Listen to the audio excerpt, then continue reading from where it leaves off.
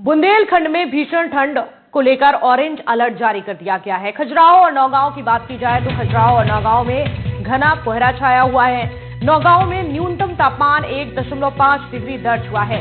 खजुराहो में 3 डिग्री दर्ज किया गया है पारा। आपको बता दें ग्रेनाइट पत्थर इसके साथ ही भीषण ठंड का कारण है। इसके पीछे की वजह यह है अगले 3 दिन और भी ठंड यहां पर बढ़ सकती है। मौसम विभाग ने नगर पालिका ने अलाव की व्यवस्था भी ऐसे में कर दी है। तो पूरे बुंदेलखंड में भीषण ठंड पड़ रही है। लोगों का घर से निकलना भी मुश्किल हो गया है।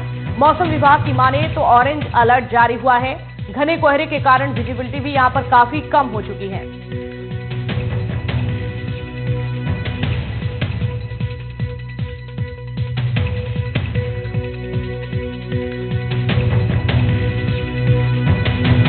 देखिए बुंदेलखंड में भी लगातार ठंड बढ़ रही है। चाहे छतरपुर की बात की जाए, आसपास इलाकों की बात की जाए, टीकमगढ़ की बात की जाए, नौगांव की बात की जाए, ये तमाम शहर ऐसे हैं जो कि ठंड की चपेट में हैं और यहां पर पारा लगातार गिर रहा है। यही वजह है कि यहां पर ठंड और भी ज्यादा बढ़ रही है। फिलहाल राहत नहीं। निश्चित तौर पर दिन प्रतिदिन ये ठंडक बढ़ती जा रही है। आज पिछले दिनों का रिकॉर्ड टूटते हुए आज बहुत ज़्यादा ठंड है। मैं प्रशासन और शासन से मांग करूंगा कि बच्चों के इस ठंड को बचाव के लिए स्कूलों की छुट्टी करें, क्योंकि अदर जिलों में मध्य प्रदेश के छुट्टी हो चुकी है। वहां इससे ज़्यादा तापमान है। नौगांव का लगभग मुझे ऐसा लगता है कि पिछले दिन 2.5 डिग्री गया था। आज उससे ज़्यादा ठंड है, तो ज़्यादा तापमान गिरा होगा। मैं प्रशासन से निवेदन करूंगा कि वो बच्चों की छुट्टी करें। दिन खजुराहो में सबसे ज़्यादा सर्द दिन है। इस सर्दियों की मौसम का सबसे ठंडा दिन है आज। यहाँ से वहाँ तक मतलब 10 मीटर की रेंज तक भी देख पाना मुश्किल है। हाल बेहाल हो चुके हैं। छतरपुर से हमारे सहयोगी अरविंद तिवारी भी इस वक्त जुड़ चुके हैं। इसके साथ ही सूर्य प्रकाश और टीकमगढ़ से जुड़ चुके हैं। अरविंद, सबसे पहले आपका रुख करूंगी, बताइए जरा बुंदेलखंड के इलाकों में किस तरह की ठंड पड़ रही है। छतरपुर की बात की जाए तो क्या तापमान है और किस तरह का यहाँ पर ठंड का असर देखा जा रहा है? आपको बता दूं कि छतरपुर जिले ही नहीं, आसपास के जिलों में बहुत भारी ठंड, जो हाड़ कप्पा देने वाली ठंड होती है, वो हो रही है।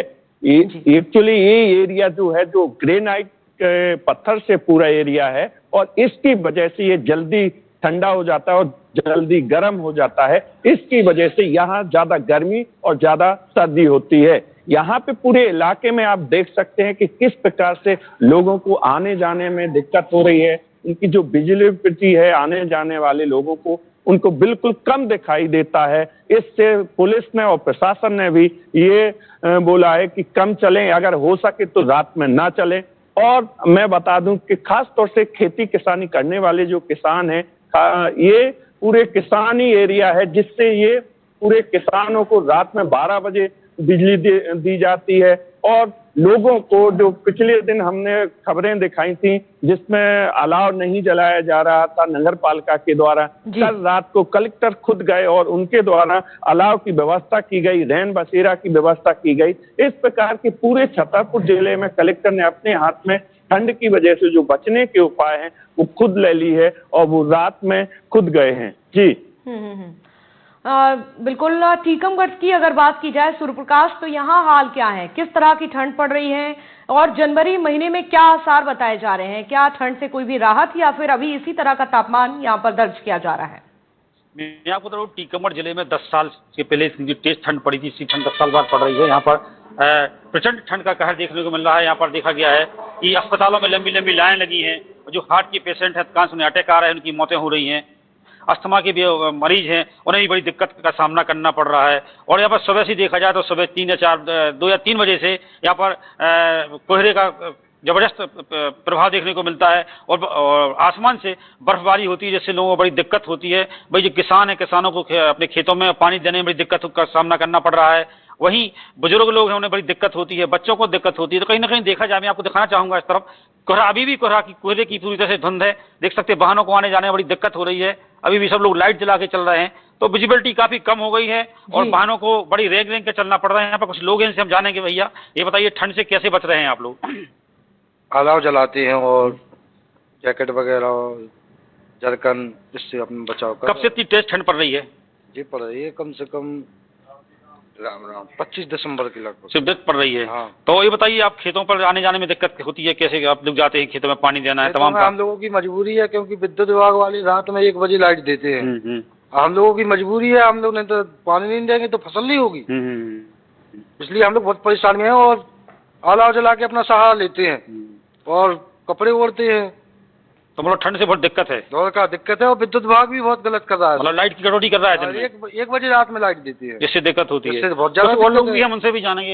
ये बताइए, ठंड से कैसा बचाव कर रहे हैं आप? ठंड से बचा, अलाव ताप रहे, कपड़ा ओढ़ रहे और बहुत ज्यादा दिक्कत में। नहीं, वो क्या क्या समस्या हो रही है आप लोगों को? जैसे हमारे यहाँ कोहरा, ठंड बहुत ज्यादा, बर्फ गिर रही, इसी से बहुत परेशान चल रहा है। तो यहाँ आपने देखा, लोगों का कहना रहा कि ठंड से काफी समस्या का सामना करना पड़ रहा है। वहीं जो डॉक्टर हैं, डॉक्टरों ने भी लोगों को एडवाइस जारी की है कि जो मरीज हैं, अस्थमा हैं, हार्ट के हैं, तमाम जो सर्दी जो एलर्जिक हैं, बीपी हैं, शुगर के हैं, वो पेशेंट सुबह शाम घर से कभी निकलें, वरना इनको ज्यादा खतरा ठंड से बचाया जा रहा है। और मैंने भी आपको पहले ही बताया कि टीकमगढ़ जिले में 2 से 3 मौतें अभी ठंड के कहर से जो उनको अटैक आया है, अटैक से लोगों की मौतें हुई हैं। तो कहीं ना कहीं देखा जाए, आने वाले समय में भी मौसम विभाग ने अलर्ट जारी किया है कि आने वाले समय भी और तेज ठंड पड़ेगी। और मुझे लगता है 14-15 तक जो मकर संक्रांति है, तब तक ठंड का तेज तांडव देखने को मिलेगा। बिल्कुल, टीकमगढ़ में जिस तरह से आप जानकारी दे रहे हैं सूर्यप्रकाश की, यहाँ पर तो 2 से 3 लोगों की जान भी चली गई है, यानी कि ठंड बहुत ज्यादा पड़ रही है। अब ऐसे में बात अगर जानवरों की जाए तो क्या व्यवस्था प्रशासन की ओर से की गई है? इसके साथ ही निगम की ओर से क्या व्यवस्थाएं यहाँ पर की गई हैं? अलाव का सहारा, कुछ ऐसा प्रबंध जानवरों के लिए भी क्या? मैं आपको बता दूं, टीकमगढ़ जिले में ठंड से जानवरों की भी काफी मौत हो रही है। आपने बहुत अच्छा सवाल किया साक्षी जी। यहाँ पर क्योंकि इंसान तो आग से और कपड़ों से अपना बचाव कर सकते हैं, लेकिन जानवर हैं, जानवरों की बड़ी दयनीय हालत है। उनके द्वारा प्रशासन के द्वारा उनके लिए कोई व्यवस्था नहीं की गई है, ना उनके लिए कोई छाया की व्यवस्था की गई है। जो गौशालाएं हैं, उनकी भी दुर्दशा काफी खराब है। और अब बात करें यहाँ पर प्रशासन के द्वारा शहरों में भी और नगरों में भी और पंचायतों ने भी कोई अलाव की व्यवस्था नहीं की है। लोग अपनी स्वयं की अलाव लगाकर आग सेक रहे हैं और ठंड से बचाव करने का प्रयास कर रहे हैं। जी अरविंद, आपसे जानना चाहूंगी, देखिए बुंदेलखंड में लगातार हम देख रहे हैं, छतरपुर की बात की जाए तो लगातार ठंड बढ़ रही है।